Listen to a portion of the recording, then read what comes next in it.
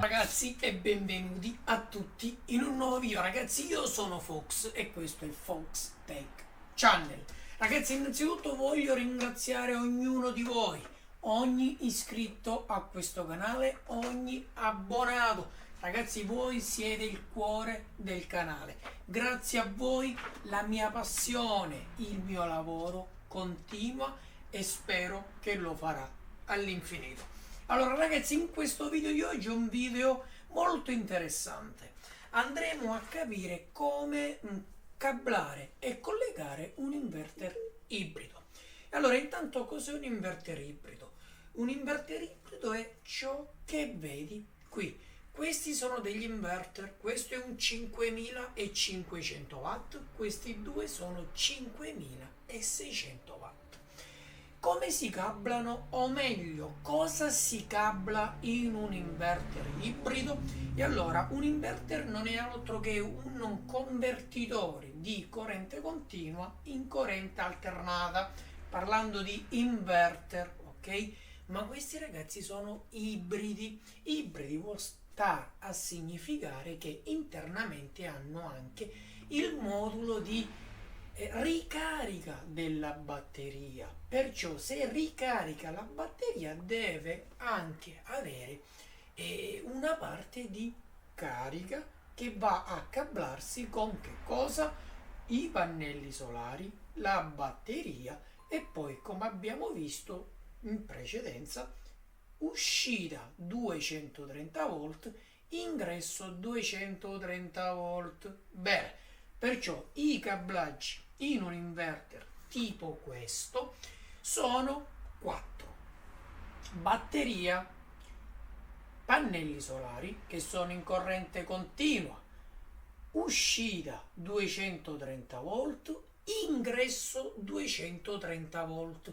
L'ingresso 230 volt non è altro che il tuo contatore. Per quanto riguarda il cablaggio dei pannelli solari, ok, e batteria, solitamente si utilizzano batterie lidio ferro fosfato, sono le più utilizzate in fotovoltaico, ma poi ci sono anche le altre chimiche lidio ioni, ci sono anche le batterie a supercondensatore, al grafene, ci sono anche le AGM, c'è anche chi con 4 soldi compra le batterie al piombo delle auto e mette quelli in serie. Dato importante, tutti questi sono a 48 volt in corrente continua come batteria, perciò serve una batteria da 48 volt. Nel caso come il mio, se non hai visto ancora il mio impianto, vai sotto in descrizione, trovi tanti link e vai anche nel canale, ne trovi milioni. Iscriviti al canale, mi raccomando, lasciami un bel like. E niente ragazzi, allora stavamo dicendo che per il cablaggio della parte in corrente continua basta semplicemente andare a svidare, come nel caso di questo inverter, le due viti e andare a inserire i cavi positivo, negativo. Ragazzi, rispettiamo sempre le polarità, per favore. Fai danni belli grossi. Non sbagliare mai le polarità. Rosso positivo, nero negativo, ok? Da dove parti a dove arrivi, i colori, mi raccomando, le polarità sono importanti. Idem anche nella parte fase neutro. Qui c'è ingresso contatore e qui c'è uscita appartamento. Qui ci saranno 3 fili ingresso contatore, fase neutro e filo di terra. Sull'uscita cosa abbiamo?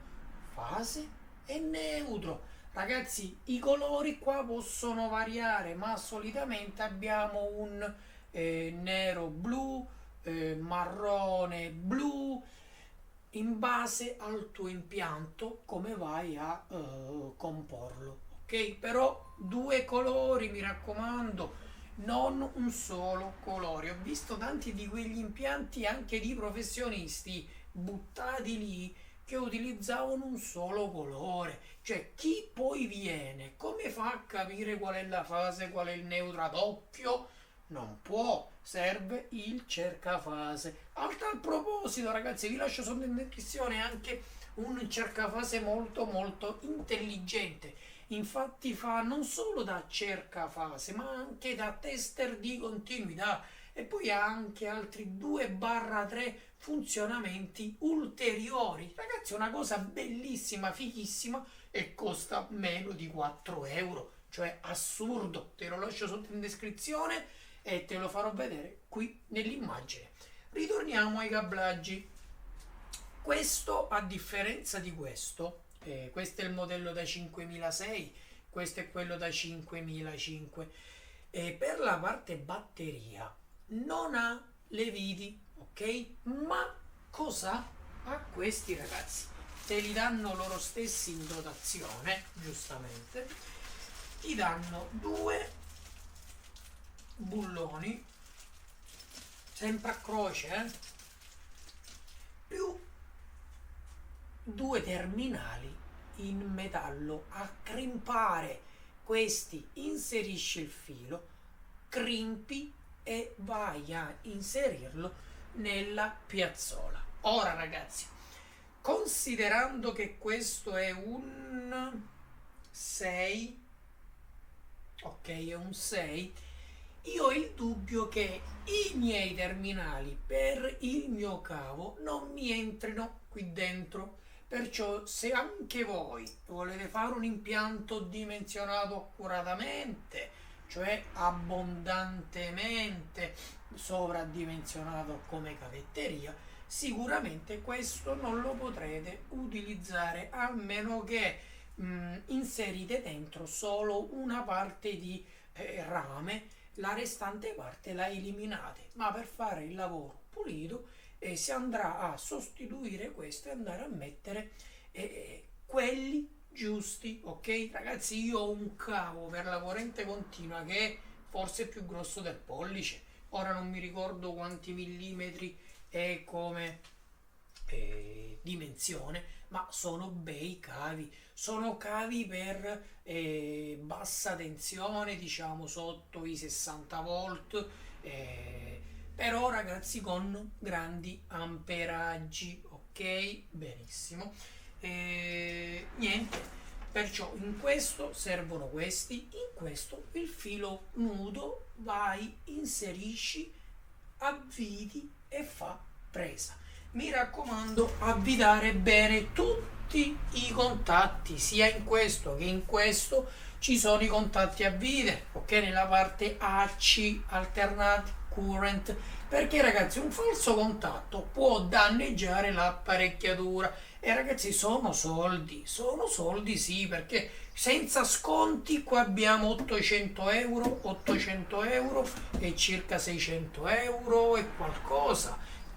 Bruci qualcosa e sono dolori, perciò attenzione ai cablaggi. In più, cosa abbiamo? Anzi, attenzione, guardando il foglietto ufficiale di questi, noto una cosa.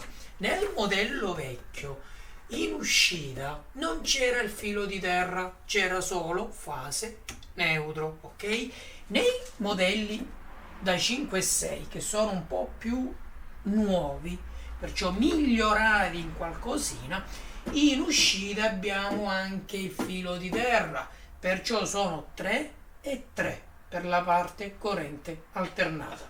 Poi, sempre seguendo qui, andiamo a vedere che c'è da cablare anche, sempre se i due inverter sono parallelabili, c'è da utilizzare queste treccioline.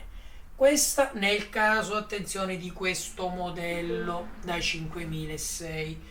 Nel caso di questo modello basta questo, un normale cavo Ethernet, ok?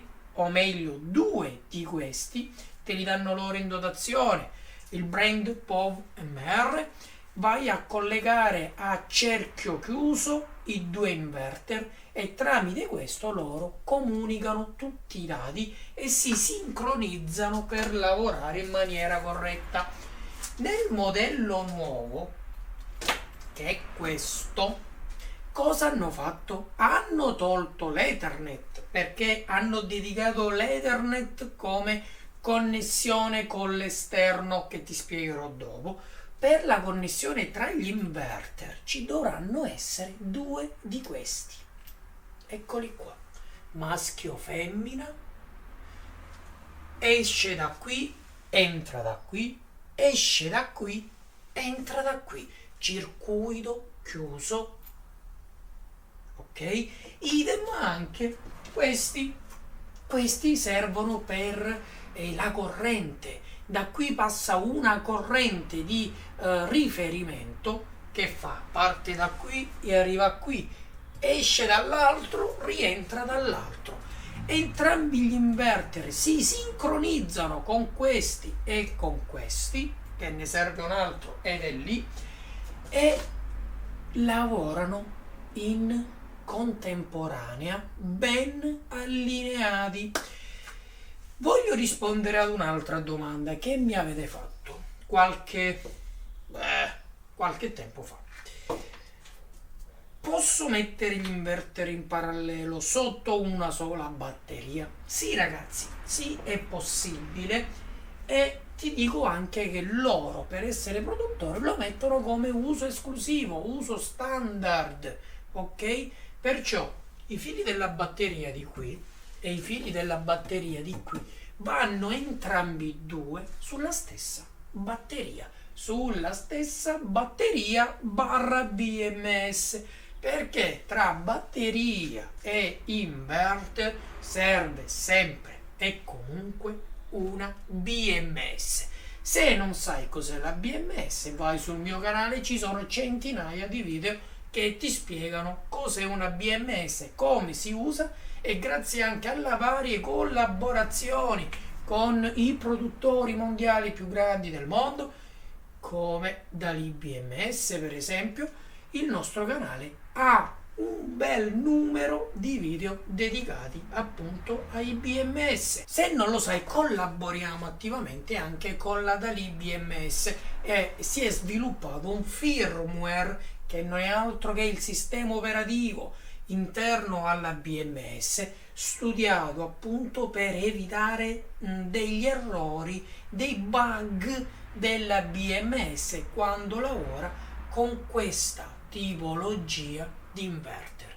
Ragazzi, questi sono inverter particolari, non sono inverter buttati così, questi bisogna fare attenzione nel montaggio.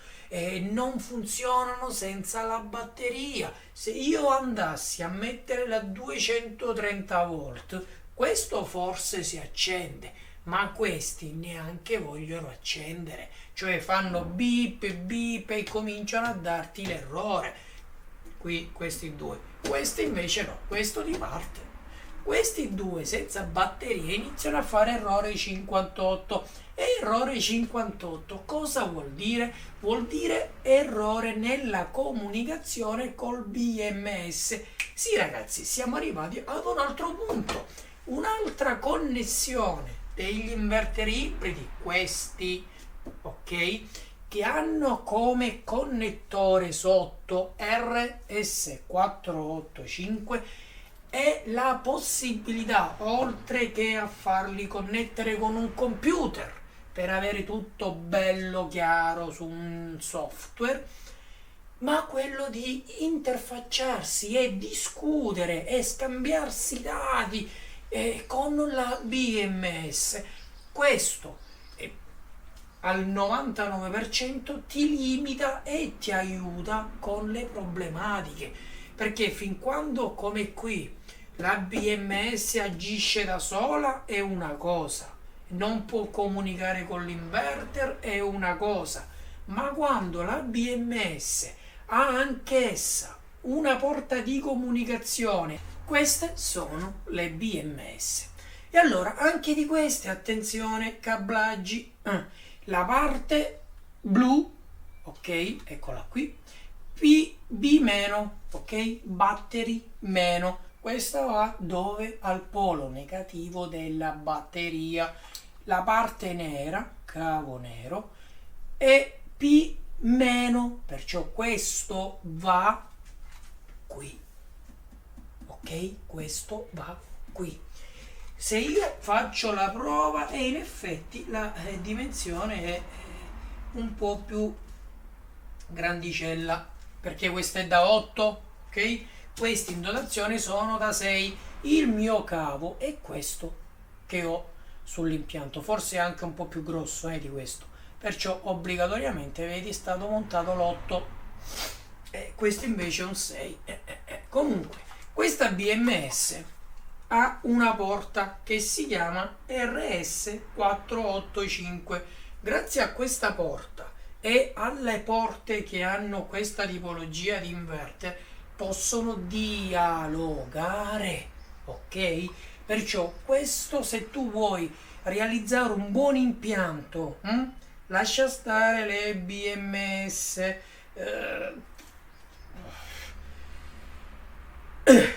capiamoci, lascia stare le BMS con i trimmerini, lascia stare.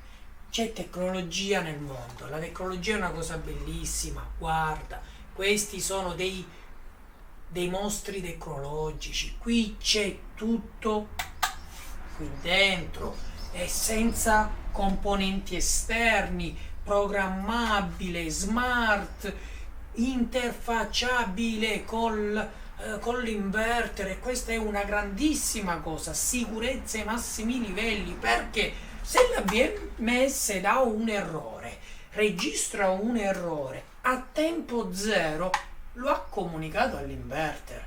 Se questa si vuole spegnere, ok, cosa fa?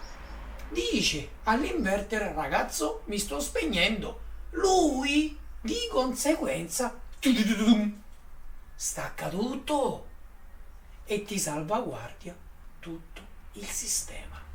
Ora, nel mio caso, se tu non lo sai te lo dico e vatti a vedere i video di qualche settimana fa, io per colpa di una BMS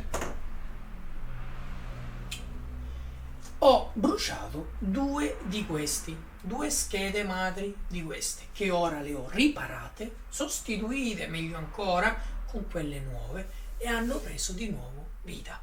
Un inverter riparato e qui l'altro sta funzionando, mi sta dando l'energia per girare questo video. Queste BMS sono le BMS Smart, ottime BMS, ma attenzione, hanno come connettore di comunicazione solo UART, ok? UART, ragazzi, per chi vuole farli comunicare con l'inverter non è possibile, e infatti io mi sono fuso due inverter. Perché? Perché la BMS, per un malfunzionamento, per un errore, per un bug firmware, staccava i MOSFET. Ha staccato i MOSFET più volte in una settimana, e il risultato finale è stato che i miei inverter si sono bruciati. Perché io vi dico fate attenzione a questi inverter? Perché sono belli, potenti, prestazionali, però ragazzi basta pochissimo per fare la frittata, ok? E ve lo dice chi prove ne sta facendo a bizzeffe. Io posso ringraziare gli sponsor, perché con il sottoscritto possono essere un po' più elastici. Con il produttore degli inverter abbiamo un'ottima collaborazione in corso, e da qui ai prossimi anni sarà sempre meglio. Idem anche con Dalì, perciò se a me mi si brucia una BMS non c'è problema. I tempi di trasporto, io ho la mia BMS di riserva. Idem anche con il resto. Però ragazzi, capisco che io sono una cosa, voi siete un'altra cosa. Se a voi vi si brucia un inverter, e lì sono dolori. Se vi si brucia una BMS, lì sono dolori e io lo capisco in prima persona, perciò io vi dico occhio ai cablaggi, sia DC che AC, tutto fatto a regola d'arte, le polarità corrette, mi raccomando, e attenzione, stringere tutto bene. Ragazzi, niente, da Fox, dalle BMS super smart, da lì e da POV MR, che sono gli inverter, è tutto. Ciao belli e al prossimo video.